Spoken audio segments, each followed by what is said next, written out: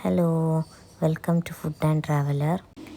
ഇന്നത്തെ റെസിപ്പി വീട്ടിൽ പെട്ടെന്ന് ഉണ്ടാക്കാൻ പറ്റിയ സോഫ്റ്റ് പൂരിയാണ്. എല്ലാവരും ഒന്ന് ട്രൈ ചെയ്ത് നോക്കുക.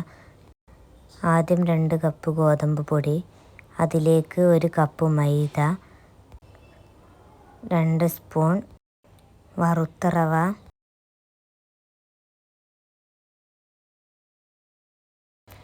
കുറച്ച് വെളിച്ചെണ്ണ എന്നിവ ചേർത്ത് നന്നായി മിക്സ് ചെയ്യുക. പിന്നീട് ഇളം ചൂടുവെള്ളത്തിൽ ആവശ്യത്തിന് സാൾട്ട് ഇട്ട് നന്നായി കുഴച്ചെടുക്കുക. 10 മിനിറ്റ് റെസ്റ്റ് ചെയ്യാൻ വെക്കുക. അതിനുശേഷം ചെറിയ ബോൾസ് ആക്കി വെക്കുക.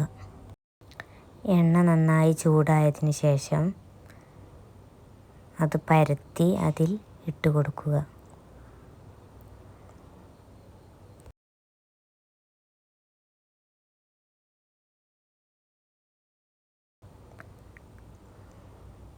പിന്നീട് അത് മറച്ചിട്ട് കൊടുക്കുക.